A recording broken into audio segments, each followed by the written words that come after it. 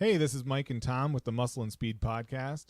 We're here to talk about our favorite car movies, TV shows, music, and workouts, wheeling, whatever else comes to our mind.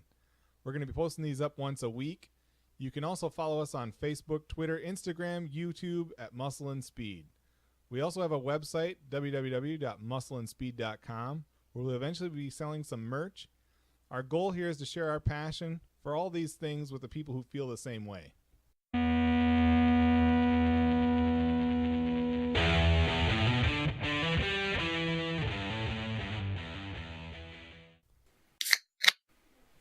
And we're back. How you doing, man? Fantastic. How was your weekend? Couldn't have been any better. How about yours? I was away. Traveling man. I was a traveling man. It was good, though.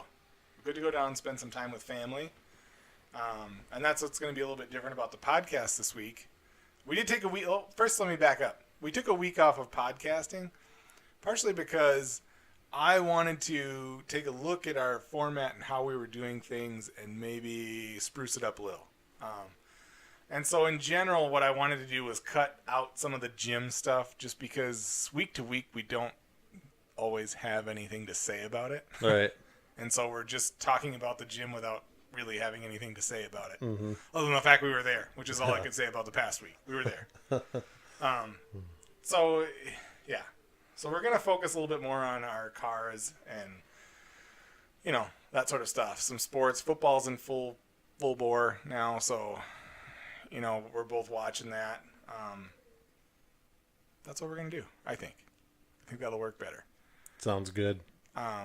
So, first up, I interviewed my brother, Will Petoskey, over the weekend. And he's a Camaro guy. Camaro. Yes. And so I'm going to play that now, and then we'll come back after and talk about it. All right, this is Mike with Muscle and Speed, and I got Will here. Will Petoskey, that's right. All right. And you're a Camaro guy. All the way. Yeah. And I thought that'd be interesting since we have Tommy, who's a Mustang guy. He's not with us, but yeah, I wanted to get your take on some stuff. Well, I have no problem with Mustangs. I love them. Most years, Mustangs. The only problem is the Camaro never hit a lull in time where it became some kind of, you know, six-cylinder.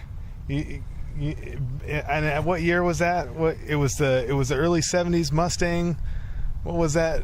They tried to make it. Yeah, they tried to make it into a sedan. Yeah, so that's the only problem I got. The with one that Charlie's Angels chick was posing with, with Carmen Gia, or not a Carmen Gia. It was I can't think of the name of it. Yeah, it was terrible. Anyway, either way, it was terrible. However, for the Mustang, I would say that allowed the Mustang to continue at a time when it might not otherwise have continued. But let's talk about that. So in the late 70s, you have a Mustang that you couldn't even get a 302 in it at one point. Like you said, it came with a V6. At the same time, late 70s Camaro, you could get a 350 still and a 305. Yeah.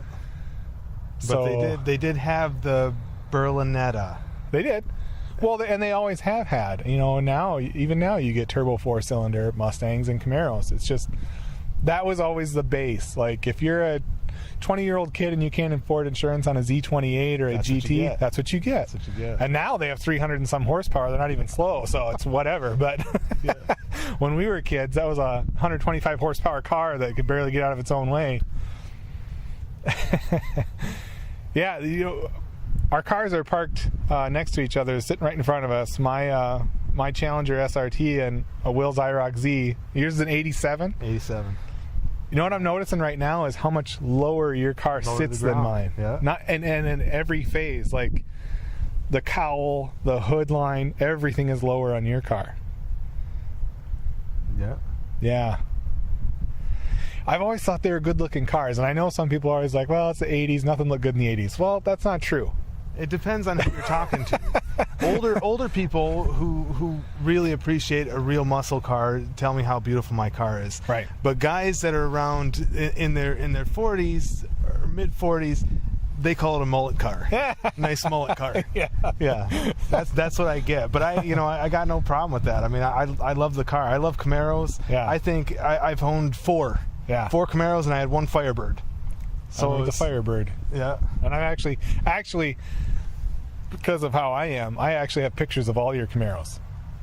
I do too. On my desktop. I still one is still my desktop picture. In fact, when this gets posted with our podcast, probably Sunday night or Monday, I'm gonna put up a post with the pictures of your cars too.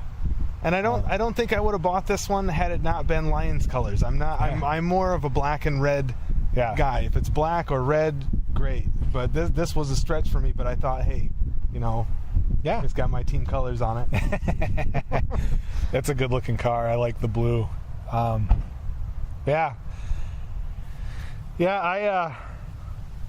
was talking to him about that. Tommy and I were talking before, and this was 15, 20 years ago. He and I were talking. One of the things that always drove us nuts about Ford and the Mustang is Chevy in 87 or 88 started putting the 350 in the Camaro again. Yep. Right? And the Mustang stuck with the 302 forever. So when the muscle car wars were on full on go, you could get the Mustang or the Camaro with small block V8s, big block V8s, mid-size, they had everything. It makes you wonder why they didn't put a 351 in them. They had the Windsor, the 351 Windsor, and then it wasn't until the 07 GT500 when the Mustang got a 5.4 liter supercharged V8.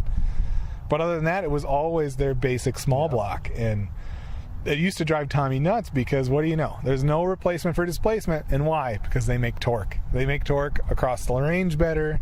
They make more low-end torque. And it used to drive Tommy nuts because you'd have those mid-90s Mustangs that come out with 220 horsepower and 300 pound-feet of torque, but it was always like 50 horsepower less and 30 pound-feet less than a Camaro. Yeah, well, the 90s and 2000s Camaro, the early ones that they released, even when they changed the front-end design, they still had the SS, the 350, which was fast. Right. Well, and the other thing that I thought was interesting, between the Gen 1 Camaro and then to the Gen 2 and Gen 3, they got a lot bigger. Yeah. Those 67 to even 69 because it was Camaros were the same size as a Mustang, essentially. Because the split bumper, that was the early 70s. They did the split bumper. 70 was the first year. Yep. Yeah, and that was the same essential body style with minor modifications from 70 to 81. Yep. 82 they come out with that one that I really that is a style of Camaro that I don't like. Yeah, those where they put the square front end on them, never liked it. So you've been mentioned in our podcast a few times, you don't even know it. Well, one of the questions that we always ask and one of the things we always talk about is what got you into the car that you're into. So I made a jump that it was Fast Times at Ridgemont High. Close. It was a guy. I was living in Gaylord, and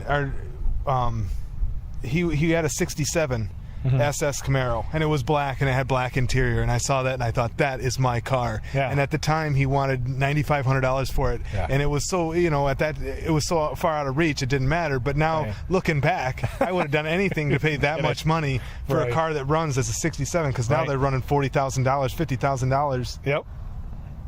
But that's how I fell in love with him. Some guy had it for sale. I seen it was black on black, and that's and I just and the Better Off Dead movie. Yeah. Him fixing that Camaro up. Yeah. Yeah. But don't you always? We were just talking about this before we started recording. But don't you always feel like somehow we're always making some sort of concession, no matter what car we choose? It's not exactly what we wanted, or exactly the options, or exactly. And it drives my wife crazy because I don't want to say because that I don't get attached to them, but I'm always looking for something that's closer to my ideal. Yeah, always. Because you love muscle cars. Yeah. And I love muscle cars. So it's not, I mean, the downside of when I saw this sitting at Kring's in the parking lot and saw that it was 87 IROC, I thought 350. Yeah. That's got to have a 350. Yeah. And it's got to be, but I pulled in and it's carbureted and it's got a 305. And I couldn't believe that it was carbureted, but to get in and drive it, I fell in love with it. I mean, and I'm not attached to the car, but I am going to keep it and work on it. It's got a good sound. I've driven it. I drove it last year when we were down. It does everything well. Everything. It drives like you could drive that anywhere in the world. Just over 100,000 miles. Yep. and that's cool. You know, and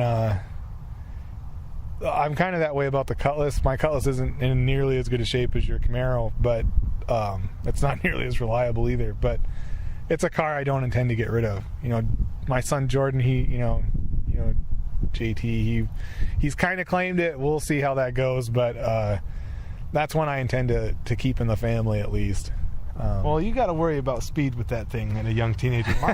Mine, it's fast, but it's just zippy quick. It's not, you know, and it's got the muscle sound, but it's not got that horsepower that'll send you off the road. I bet the 403 is a smog era engine, and so when I say that, I mean they didn't make the power then that they did early on. So, and a lot of people talk about that have driven, because the 403 is out of a Trans Am. You know, that's where it comes from. Oldsmobile, Buick, and Pontiac made their own versions. 6.6 liter. But even in the late 70s, Pontiac Trans Ams had Oldsmobile 403s in them. Well, here's the thing. Now when you go back and you watch modern car gurus, or, you know, Motor Trend and, you know, those guys, Roadkill, they'll tell you those things were turds. They had great low end torque, and then they died. They had no top end power. And so that's something that they're capable of it, but you've got to work on them. And that's the one thing I'll say about the 403 that's in the Cutlass. Regardless of my electrical issues, it runs really good. And it will do a burnout, which is integral to me caring about any car.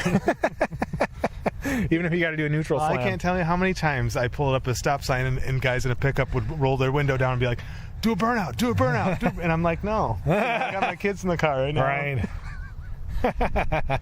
It surprised me what it can do. Yeah. And it does have a good set of tires on them, but it does do a decent burnout. Not too bad. Yeah. Not bad for being, you know, a smaller V8. That's awesome. Yeah, I intend at some point to probably, you know what, if I ended up keeping this SRT, it wouldn't bother me, because it is a cool car and it's my kind of ideal muscle car. And I would say that honestly about the new Camaro, the new Mustang. It just happened that I got a Challenger because of value near me, that it was accessible and it was a price I could handle, and, you know, it was that sort of thing. But Speed. Yeah, it's powerful. But lately I've been really eyeballing the Corvettes. I've always liked them. Yeah, they're two-seaters, which is what kind of keeps me from doing it now. But I was just telling Jules, Jordan's gonna go off to college at some point, you know, in the next 4 or 5 years. And why not? And then why not? Why not have one? It's just us, so why not? So it's okay. Yeah. And I don't know, like I said, if that never happens, it's not a big deal. And I can edit this audio anyway I want. Someday I am going to have that 67. I told myself that I never wanted to be one of those really old guys driving a muscle car. I always wanted to have one because that's what I wanted. I said, you know, it's like, what's that old saying about hitching your horse to a wagon or whatever? That well, my wagon is a Camaro and the horsepower is what it is. I mean, all right. Well, remember in Crystal, there was that old man in like a burgundy 90s. It was a new at the time. Mid 90s, early 90s Corvette. Remember, he had the white hair, bald spot. He always cruises the top down on his Corvette right through town, and just look at that and be like, "Oh, what a waste!" Well, now I kind of hope I'm that waste. Hopefully, I get to keep something like that around. Right. Now I've with years I am changing my opinion on that. It was a waste because we were young. Right. We could have done so much with those cars. Now I want to cruise by the schools and piss those kids off. Yeah, I do it every day almost. In the summertime anyways. Yeah, that's awesome. Yeah, I don't know. I'm glad we got to talk to you about the Camaros. Like I said, you've had several. Oh, hey, Tommy, don't hate on Camaros, man. You gotta love them, buddy. Jeez.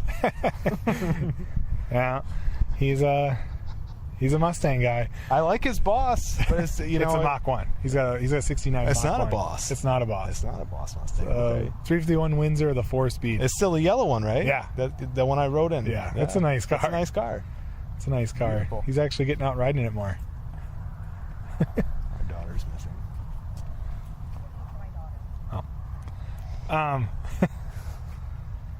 Yeah, so the only thing I wanted to talk to you about was our Lions. You don't want to, yeah, just got to switch gears to sports, man. We got a big game tomorrow.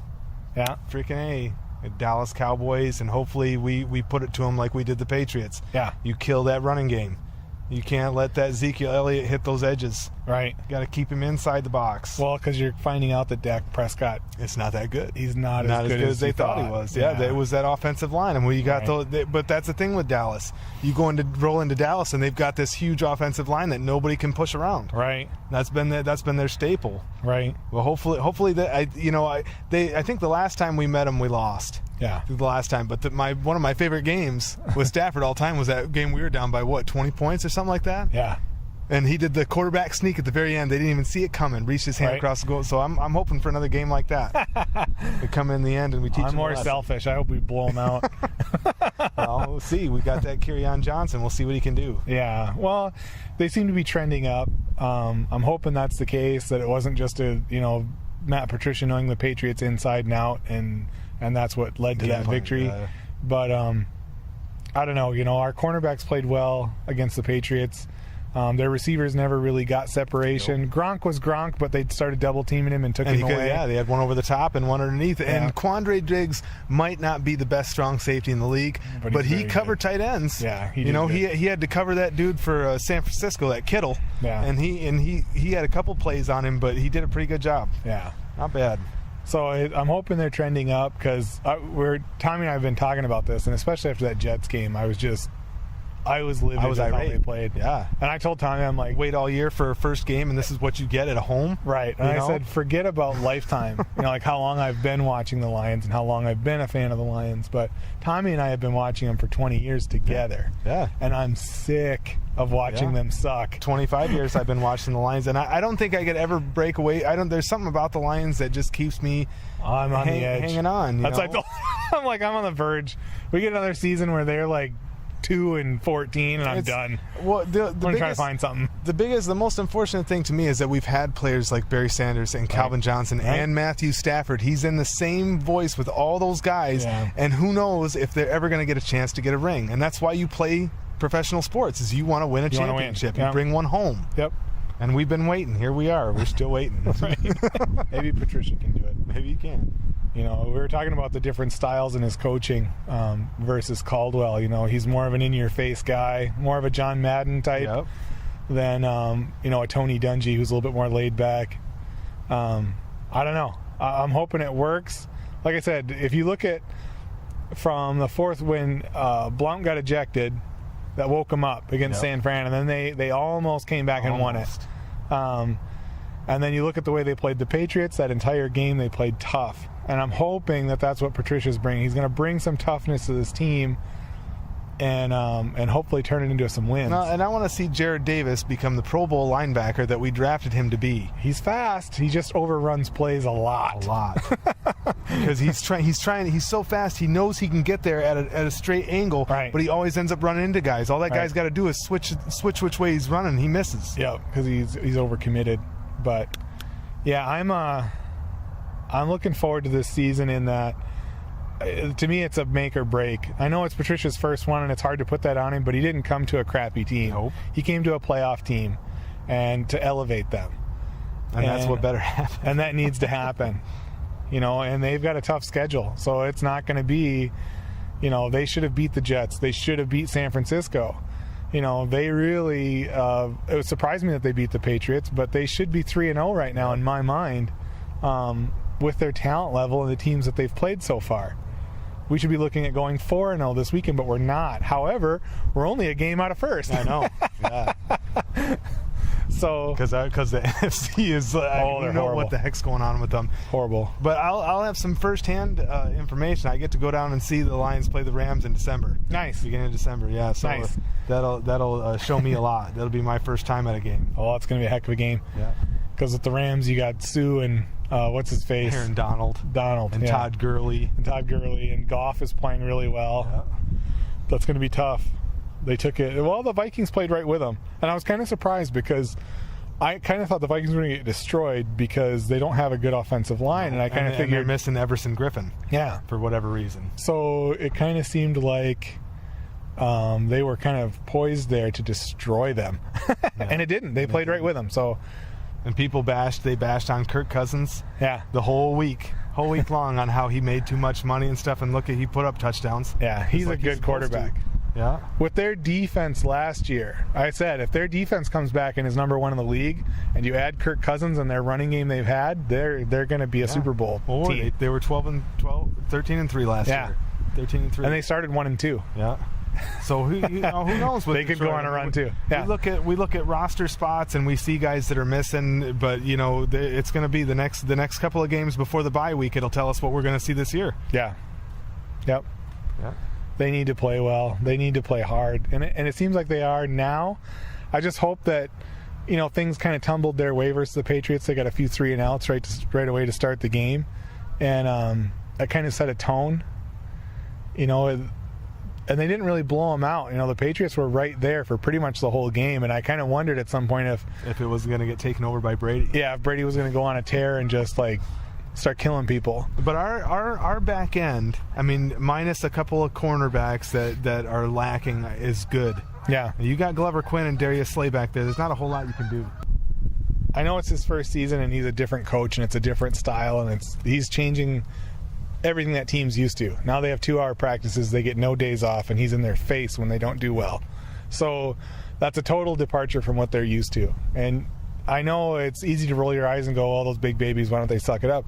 It affects them. It does, to have those changes and to hear a different voice in the locker room and a different direction for the team. But they need to suck it up and get it together. It's true. Yeah, because we've only got a few more years left with Stafford. Yeah. He's not. I don't think he's the kind of quarterback that's going to stick around forever. Not unless they start winning. Yeah. I think if they could really put a team around him that could be a force, then he might stick around for about 6 more years. But he's already into his 10th year. Yeah. So he's only, what is he? 30. 30. He just turned 30 years old. So he's still young. Yeah, still young. It's but we have a window here. Yeah. With a Super Bowl quarterback, we have a window to bring one home. And it was like that with Calvin Johnson, and it was like that with Barry Sanders, and you get these superstar players, and that's all you get. You get maybe 4 or 5 years where they're at their peak, and where you need to surround them with the best talent, and that was what made me so mad about the Barry Sanders situation. Is they got rid of their offensive linemen. They weakened that defense over the course of about 4 or 5 years. Green Bay got Brett Favre. They never would spend money on a quarterback, and they never did anything. Nope. They had a crappy. They had Robert Porcher to anchor the defensive line for years, and then they had every single defensive back that came in that made a Pro Bowl. They got rid of them. Yep. Robert Massey. Benny Blades. Big play Willie Clay. He was our original big play guy. Yeah. He ended up going to the Patriots and winning Super Bowls. Yeah. Yeah. Well, wasn't Kyle Van Noy's on the Patriots now, right? So I seen his. He was starting last week. I'm surprised they didn't pick up Anthony Zettel. Yeah, they might. Who knows what'll happen? But yeah, it's going to be an interesting year. Came off a positive week, so we just stay positive. Right now it's good. We're all good. Now it's good. Dallas is not some kind of killer team. They're struggling too. They're not as talented as they've been in the past. I think Detroit matches up well with them. I don't think there's anything Dallas does that Detroit needs to be really scared of. And we're healthy, and we don't have the social issues that they have. Right. Yeah, so maybe. We'll see. Any given Sunday, right? And I say that the Lions should be favored to win this game, but the way they started this season, I don't know if you can favor them.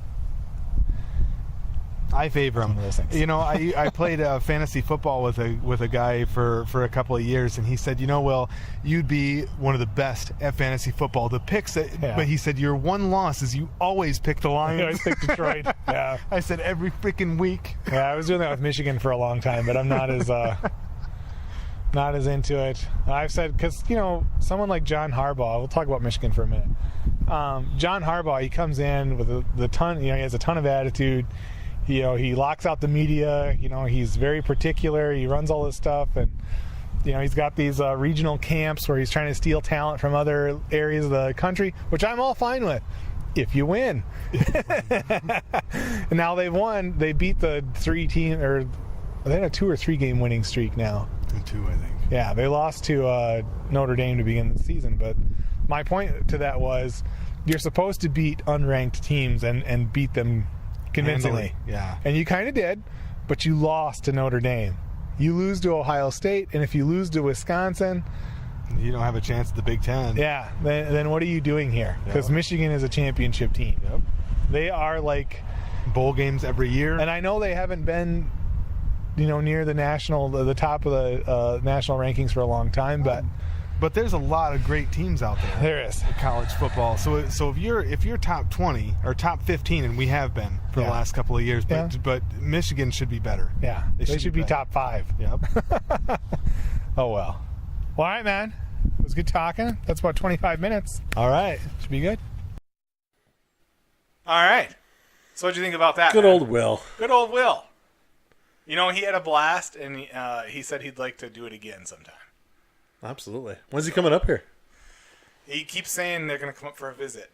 It would be awesome to do it in person, but I can set this up over Skype or something else. There you go. Too. There you go. So, what'd you think of the audio, though? Because we were outdoors, and I was just using a handheld I thought it was fine. recorder. It was good. I thought it came out pretty good. Yeah.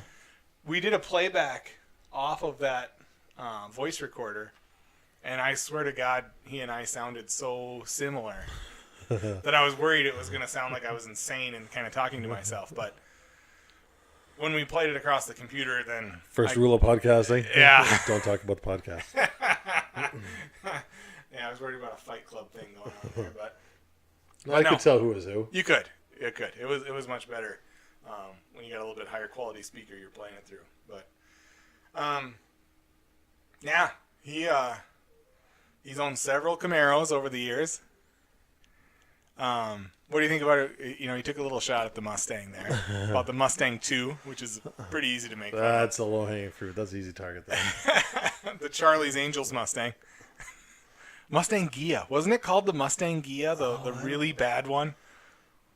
Wasn't there one that had like a vinyl top and it was a coupe? Oh, yeah. It wasn't even a fastback, and I think Farrah It was Fawcett almost had a one. Pinto, wasn't Yeah, it? It was close it to was a Pinto. pretty much a Pinto. Ugh. Oof. Yeah, he was right about that. Yeah. I was surprised though, because I always thought, because I know one of his favorite movies is Fast Times at Ridgemont High, and I always thought it was that Camaro, because I know he's always had an affinity for that particular model of Camaro.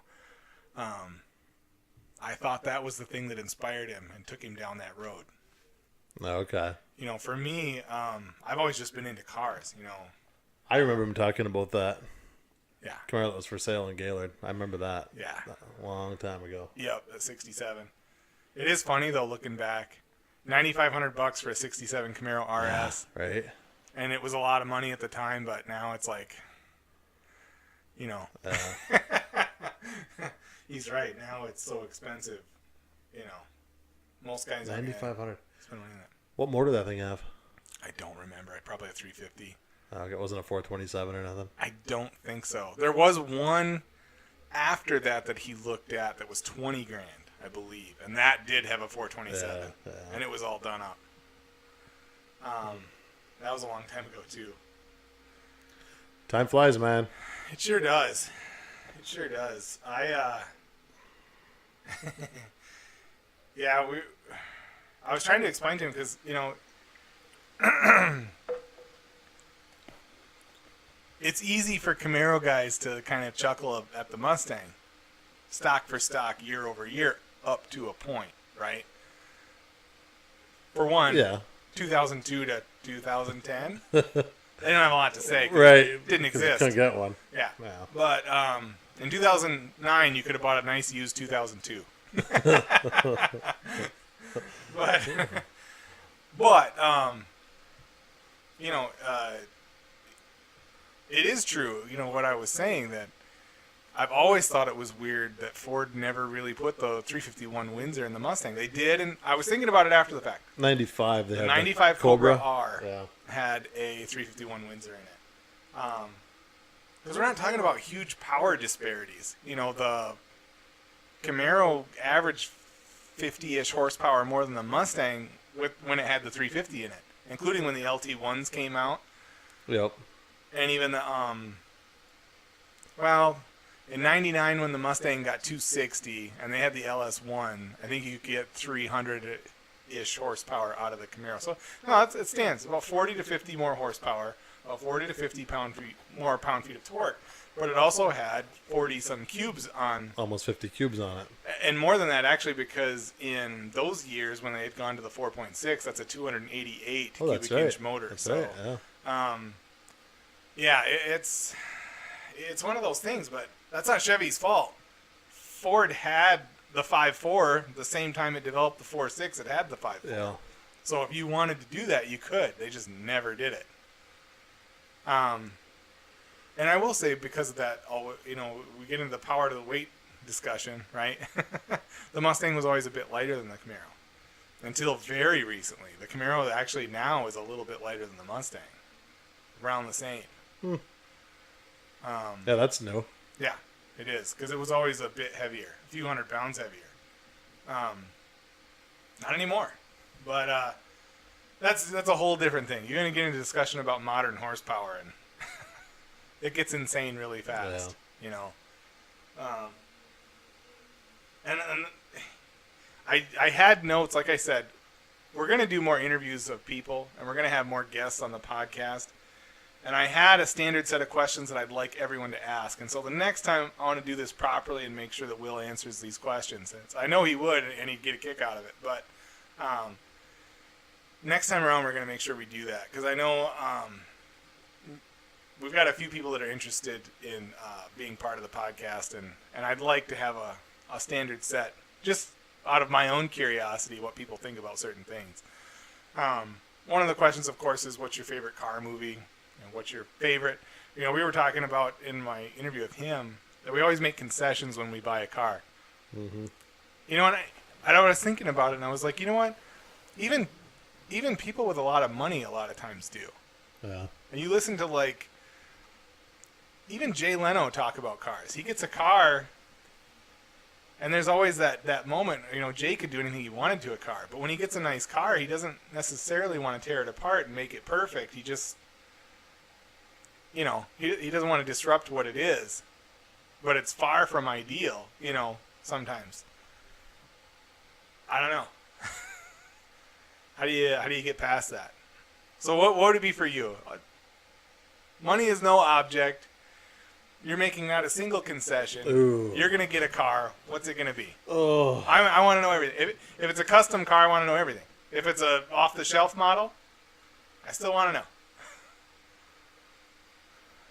I don't know. When money's not an object at all, you can get pretty wild pretty quick. You can. So I'd go back to... I'll answer first while you think about it. I'd get a GT. I'd get a Ford GT. A Ford GT? Yeah. One of the new ones? Yeah. Leave it stock?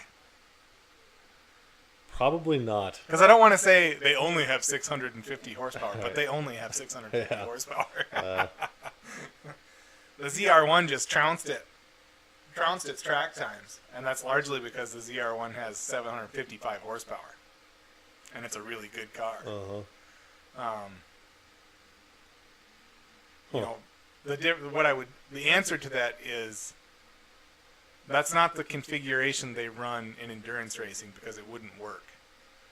The Ford GT as it sits is built for endurance racing, even the showroom model. And that 3.5, the whole point of it is it gets very good gas mileage. Yeah. And so that's a little bit of, in a way, I know that's kind of a boring thing to say, but you're racing to win. You're not racing to, grab your nuts and howl at the moon. Mm-hmm. That's what Lamborghini does. So they don't win anything. But yeah, it's that's what the Ford GT is engineered to drive long distances at high speed and win, and it does. It does its job very well. Yeah.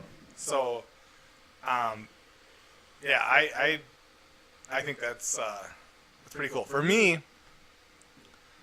I could have anything I want, any way I want. I would want a Bullet Mustang, 68. But wait, I would want Heights, independent suspension. I would want the best bare brakes. I wouldn't want this factory 15-inch wheel. I'd want to go to a 17 or an 18 so it could fit those bigger brakes. I would want a stroked-out, fuel-injected, small block Ford. 6-speed Tremec. Yeah. Nice. TMI products, they make custom interiors for Mustangs. Well, other cars too, but mainly Mustangs. And I would have one of their interiors in there. And I'd want that Le Mans steering wheel that Steve McQueen had put in his. That steering wheel wasn't a factory Ford. Yeah. I would want that too. That would be my ideal car. But the problem with me is, even if I had that, I'd still want other cars. Oh, for sure. That wouldn't change. That wouldn't change anything there. I don't think there's anything I could buy that would be like, okay, this is enough. Well, my second car would be a Galaxy with a sock motor. Oh, that'd be something. Mm-hmm. That's the thing. There's just so many. I know. Unless you're Jay Leno, I can't believe at this stage of his life, there's any cars out there he hasn't driven that he wanted to, Right. or owned even. Right. It'd be weird to be as focused as like Jerry Seinfeld because he pretty much only owns Porsches. He has one of the best Porsche collections in the entire world, and that's all he buys. Good for him. Good for him. Yeah, that Seinfeld money's something else. They said something like he still makes like $400 million a year or something. I mean, it's ridiculous. What? Yeah. Wow. Yeah, they were just talking about celebrities like that, but someone you wouldn't think, John Travolta. He has 7 airplanes. I know he has some like 727s. He has a 747. He has a 747 now? And he flies for an airline whenever he wants to. He has his commercial license. Yeah. But he has like 3 or 4 Gulfstreams. Wow. And he has a yacht that's worth about $100 million. Is it Scientology or his movies that good? I have no idea. His latest movie, Gotti, it scored the lowest. It scored a 0 on Rotten Tomatoes. And I saw a clip of it, and the acting is so terrible. I mean, it is terrible. And he's got this horrible wig on. Because Gotti had the mafia slick back hairdo. Yeah. The problem is, for a mafia movie, because they're kind of cartoony characters, you need to have a certain menace that he just... I don't know if he can bring it anymore. Right. When Joe Pesci was in Goodfellas, he's this tiny little guy, but you believed he'd murder people. Uh-huh. I still think he would. Yeah. When Ray Liotta gets that look in his eye, even now, he looks like he'd freaking kill you. He'd take a baseball bat up the back of your head and beat you till your face was unrecognizable.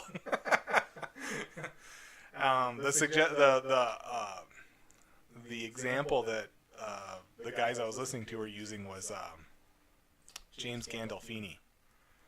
Like, you believed it. Yeah. Part of what made The Sopranos great was that cast. You believed that they were those guys. Yep. And I think where a movie like Gotti fails, if you're trying to do that Brooklyn Italian accent and you kind of look silly and you sound a little silly, that's it. That's not your movie. happening. That's your movie. It makes or breaks right there. And it broke. I think the glass you gave me had a hole in it. Yeah, we had, what did we have? We had a little bit of our Tennessee whiskey. We had to do a shot because that's good. What was our Budweiser? It's that new Budweiser. I took a picture of it while we were downstate. Budweiser Jim Beam. Copper Lager. Yeah. It's good. It's good. I liked it. Yeah, it's a little short beer. Yeah. I like it. About a 12 pack. There's not that many left. I mean, there is. Sorry, Mom. Mom doesn't listen to this. So yeah, that's a question though that I wanted to ask. So what's your favorite car movie? Let's get our answers out there. What's your favorite car movie? Oh man. What's one that you could sit down if it's Saturday afternoon and you're on your couch and you're flicking past TNT or TBS because the ones always have that kind of stuff. Which one do you I've watched stop Gone in 60 Seconds too many times. The newer one? Yeah. The Nick Cage. Yep. God, and that movie is so close to being a really good movie. I know. It's so close. I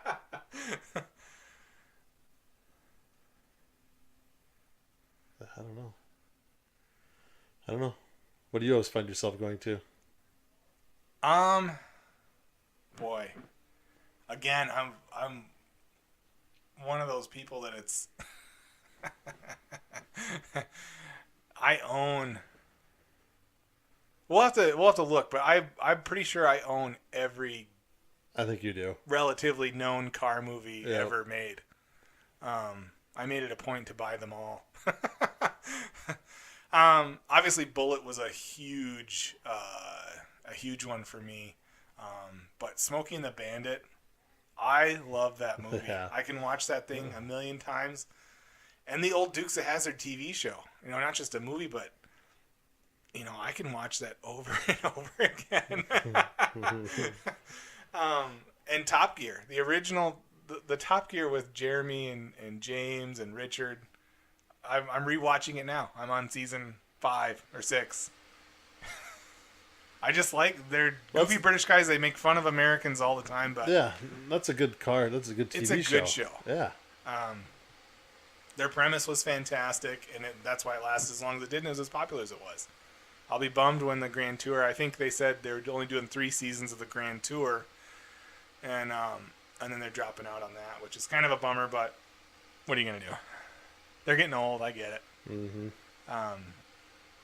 But yeah, for me, if I had to name one, it's probably Smokey and the Bandit. That's the one I've watched probably more than any other one, but there's so many that I like. I had never seen it before. I'd only read about it, and I'll Google like top 10 car movies, and I'll just read different people, different sites, look at their lists, see if there's anything I haven't seen. And there was one with Ryan O'Neal from the 70s called The Driver, and I could only find it on DVD. And I bought it, and it's a really good movie. Really? I really enjoyed it. It's a car movie.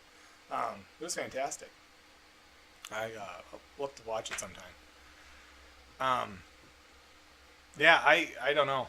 I own them all pretty much. Anything you could name that's a fairly well-known flick, I've got it, and I've seen it many times. Stallone Driven. Do you have it? Oh yeah. Oh. Thought I'd stump you on that one. No, I bought that.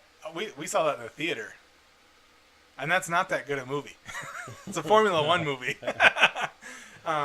But I liked when he's, and I'm trying to remember the song that he was listening to, but he was jamming out to this song, and they're talking about what a great driver he was. Remember, and he's picking up quarters on the track? Oh, yeah. Remember that? On his sticky tires. On his sticky tires. Yeah. Yeah, that's lame. And then they're driving him down Main Street. Manhole covers flying off. Yeah. So, that's a Formula One movie that's not very good, but Rush... That's an excellent movie. Yes, with Thor. Ron Howard directed that. That was awesome. Honestly, before that movie, I had no idea how dangerous racing was for those guys back in that day, and in the day like that. They lost 20% of their drivers every year. Wow. That's ridiculous. It was bad.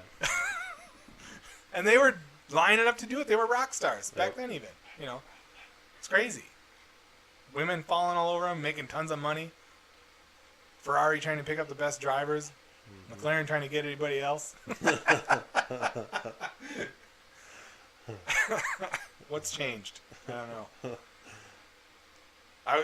Every once in a while I'll catch it in the news because Lewis Hamilton, of course, has been the best driver for many years, but so is Sebastian Vettel. Yep. He's a Ferrari driver. Yep.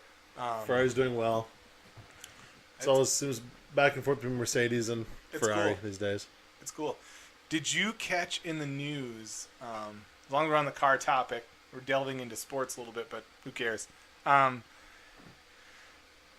NASCAR, did you see any of the excerpts from the race over the weekend? The Roval? Yeah. I meant to set it to record, and I don't think I did. I think I forgot because I wanted to see that. That chicane they put on the back stretch, that wrecked a lot of cars. Sweet. Well, what I don't like about that is that's what they always say about American racing is, they can't handle that kind of crap. But, I remember back in the day, Jeff Gordon going for a lap in an F1 car, and he was nearly equaling the pro driver, F1 driver, and F1 drivers have tried to come over to NASCAR and not done well. So I know that that's not the case, but when they make statements like that, especially because I'm watching old Top Gear, and they're famous for that. Americans can't make cars that go around corners. They always say that. Yet the Corvette, even back in '84, was keeping up with the Ferrari 308. So that's really not true. But in '69, the Boss 302 Mustang could keep up with pretty much anything they wanted to put it up against. It's a fact, folks. That's a fact. Yeah, I'll have to see if that recorded. I hope it did. But yeah, they're Bubba Watson in particular with his Camaro. His Camaro NASCAR. I hate calling it a Camaro, but that's the Chevy. He come around that chicane in the Chevy and he blasted. He just didn't make the turn at all, and he blasted the barrier. And it was a movable barrier, but it destroyed that car. I mean, just blew it apart. It's pretty nuts. NASCAR's trying, man. They're trying. The grandstands are empty. Nobody's watching. They're trying. I think that's a good idea to do that, but I still think you want to get everybody involved, use real cars. Mm-hmm. For sure. If you want to be Formula One, then be Formula One. Because those cars are cooler than the cars you're running. Wow. They just are. I know that they don't look like a car, and NASCARs look like a car, but they're not either. It's all the same. It's a pure race car. And for that, it's kind of cool. It's just, for me, it's the heritage of NASCAR and what it was to what it is now. I prefer what it was. So do I. That's all I'm saying. Yep. If Ford could take some of the restrictions, let Ford build their 5.8 Trinity motor. I know the NASCARs now make more power, but that 5.8 Trinity motor, let them hop it up because it'll easily make 1,000 horsepower. Let them throw that in there. Let Camaro take one of their Hennessy engines. They're beefed up ZL1s. Make the same power. Maybe Dodge could even get back in the game then. Yeah. Who knows? I love the way the Challengers look, and if you had a bunch of them out on the track, I'm telling you, it would bring people back. It'd be fun to watch. It would be. Because it's like, it's entertainment on a certain level too, right? It's not just about who's fastest. How many Cup wins does Dale Jr. have? 0. Yeah. Cup wins or Cup championships. Championships. Cup championships. 0 championships. But he is the most famous driver for pretty much every year he raced. Yep.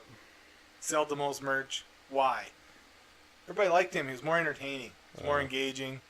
He connected with everybody better than the other drivers did. Yep.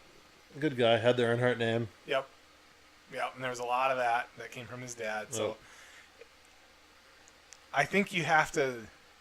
It's what I say when they say American cars were lacking in these specific years or whatever, and I would say car for car we had more spirit, more entertainment, more soul in our vehicles than they did in Europe. I would absolutely say that. Mm-hmm. And some of their best cars were still Fords, so or Vauxhalls, which is a GM. it's just, I know everyone will say just watch GT racing because that's where they are, and it's true. Yeah. You can watch Camaros and Mustangs and BMWs and Porsches get it on, and that is really cool. I wish that was bigger. I was hoping we could make it to one of their races because they race at Road America and it's not that far from No, here. it's a few hours away. Maybe next summer. Yeah. That would be good racing to watch. It'd be fun. Just because I'd like to see, like, if I got there and because you can't see the whole race, would I get like, this sucks, or not? I don't know. That'd be good. It'd be good, I think. Yeah. You went and watched bikes there. Yep. So you have more of an idea what that'd be like than I do, but yeah, I don't know. Yeah, so Will and I talked a lot about cars, and he told you to stop hating on Camaros. How do you feel about that? Can't help it, Will. Can't help it. I say that because I know he's going to listen to this. You better. Yeah, it was cool. I was glad to interview him. And then, of course, we were talking about the Detroit Lions and everything that's going on with them. The Lions. That was before Sunday's game, so we hadn't watched them lose to Dallas. I listened to it on the radio because I was driving home from downstate. I just saw the very end on TV. Yeah. It was a good game, though. Good game. Detroit came back. But I knew. As soon as they scored that touchdown and there was 2 minutes and 17 seconds left, I just shook my head. Too much time. It's too much time. Yep. It shouldn't be, but it was. Yeah. And so you and I were kind of talking about it. Wouldn't it have been better if Golden Tate ran out at the half-yard line? I think so. And then you run the clock dead, punching it into the end zone. Maybe you don't punch it into the end zone, but when you have a defense that sucks like Detroit's, do you want to just score and put it in their hands and say, okay, now you need to win the game? That's why the offense did it, though. Right. We got our touchdown, and you guys have to stop them. Right. Which is fair. Yeah. Right. But I think the other way would have been better. Because I think they get that half yard. Right. And then they win anyway. And Dak doesn't get a chance to throw that ball.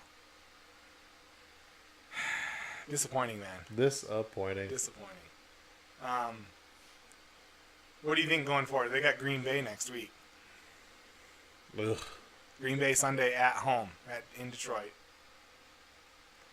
Aaron Rodgers is actually looking better. He's getting more mobile. The knee is looking better, which is good for them. Matthew's still getting flagged. Yeah. Yeah.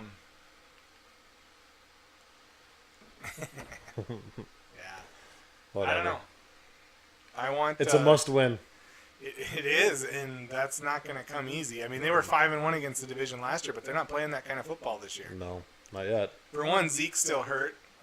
Will was saying that due to the nature of his injury, he could come back. Like, they could announce him back to practice, and he could play any weekend. He was kind of hoping he'd be back last week, but he wasn't. So they have no pass rush without him, so he's got to come back. Right. They need him out there.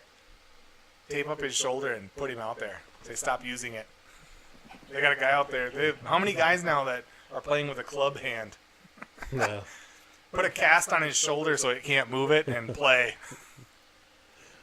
Use your feet. I know that's not possible, but still. It's annoying. $17 million a year riding the bench. Yeah. $17 million and he plays half a season usually. Think about that. It's good negotiating. Yeah. Good contracts. Yeah. I don't have a lot of hope for Detroit right now. I didn't before. After the Jets game in particular, I kind of threw my hands up, but they still have a really tough schedule. They're playing a lot better football, but they have a really tough schedule. It'll depend on how they do against their division rivals. That will tell the tale. But to me, that'll tell the tale between a 6 or 7 win season and a 3 or 4 win season. That's what I think. But, yeah, I don't know.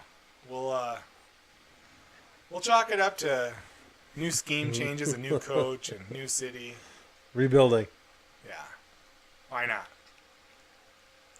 It's just, I don't know, and then you get Matt, Will and I were talking about it, but Matt Stafford's been playing for 10 years. He's 30 years old. He's very well paid. So it's money isn't an issue. His personal stats are fantastic, so that's not really a thing for him. But, do you think there's some point where he's like, yeah, I'd like to go to a better team?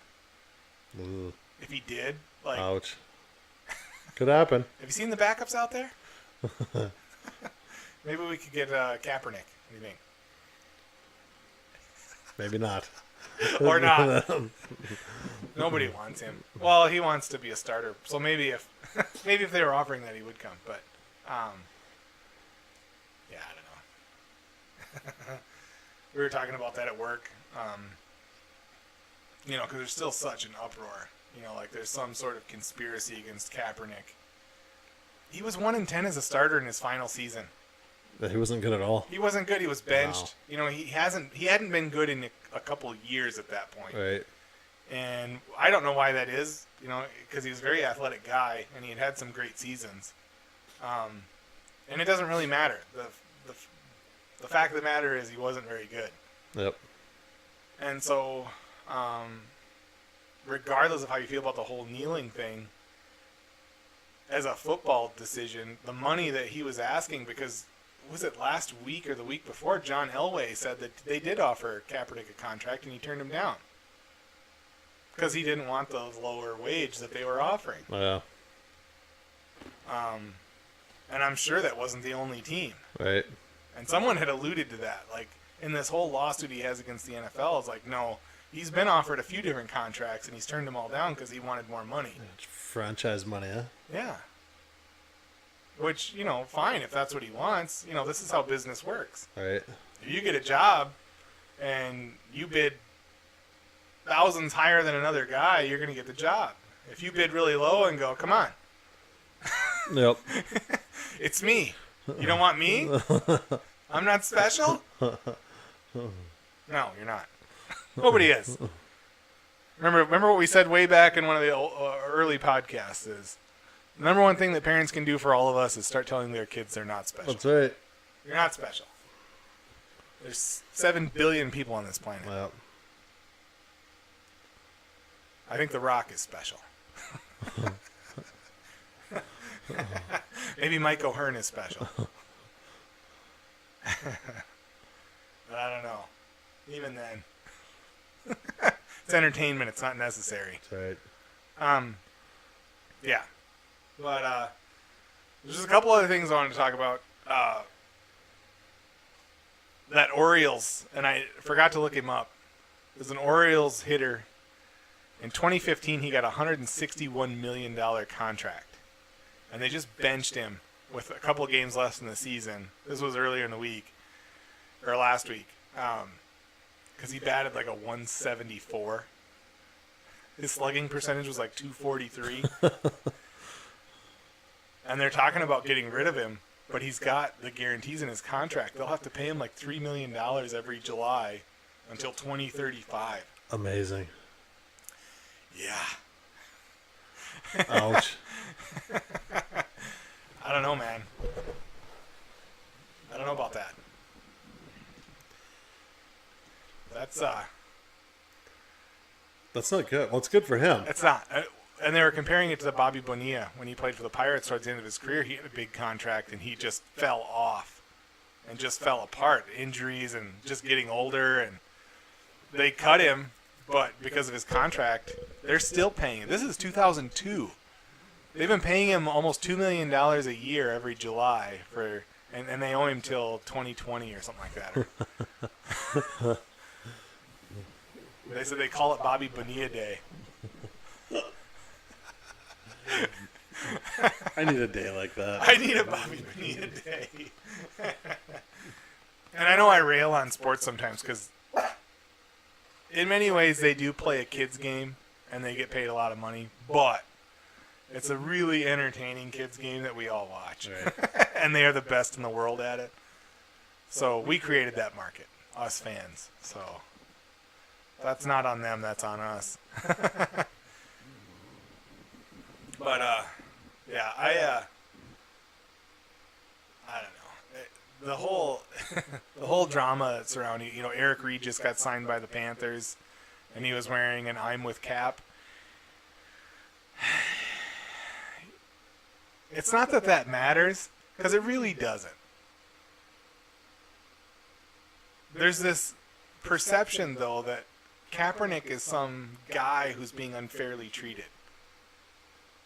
He's had a Nike contract this whole time. The guy is still a multi-millionaire. He's earned, in his NFL career, he had earned like 60-some million or $80 million. I mean, it's a lot of money. Right. And he made his play dropped off, and he made some interesting choices that his employer didn't like. Does he have a right to protest? Yes. Yes, he does. And it's not that big a deal. To me, it really isn't. Right. I don't think it's a big deal. He came right out and said that he was protesting against police brutality. Fine. That's your choice. But you're doing it on company time. Mm-hmm. And you and I know what that means. Yeah. And anybody who works for a living knows what that means. Yeah. You're That's a doing good it on point. your boss's dime, Yeah. not your dime. Right. If you want to do it on your own, Yeah. you absolutely should. Yeah. And that's the other problem I have with this is when they're not on their company dime, you don't hear boo. No. Exactly. Nothing. Exactly. Nothing from these guys. Yep. So I'm not against them being able to do it, but if your boss comes around and they're like, "Come on, knock it off." Why? Why would you continue? Right. Especially when you have other avenues to do it, especially them. If they banded together as a group of NFL players and put their money and their fame behind it And their time, their own and time. their own time, they could do something. Right. That would be more powerful than what they are doing. What they're doing by kneeling is the bare minimum. Right. That's my personal opinion on it, because there are problems with violence in those neighborhoods, and maybe they are mistreated by cops who deal with a level of violence that most people don't and don't understand. Mm-hmm. Things that they see every day. I mean, when you stop, be a reasonable human being, and if you're pro Kaepernick and you're pro this stuff, and that's fine, but if you stop and think about what a cop's job is and what he does every day, he or she, most people just couldn't do it. They couldn't handle it. And the truth is, some cops can't either. Right. And maybe they're there for the wrong reason. That's possible too. There's millions of cops, but millions of them, the vast majority, have never wronged a soul. And they're great at their job and they risk their lives. It's the truth. Yep. Even up here in our little small town, our cops are asked to deal with whatever comes up on any given night, and it could be anything. Anything. That's the thing. It's the potential for more than anything. That's Yep. what they have to deal with. So, I don't know. That was probably a little more political than Good rant. we normally get. I But, liked it.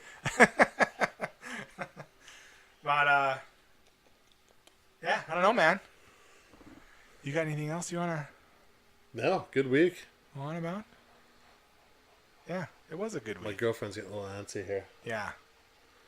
Little Myrtle's- Sasquatch. Myrtle's kind of excitable. Plus, I need another beer. All right, we're out of here.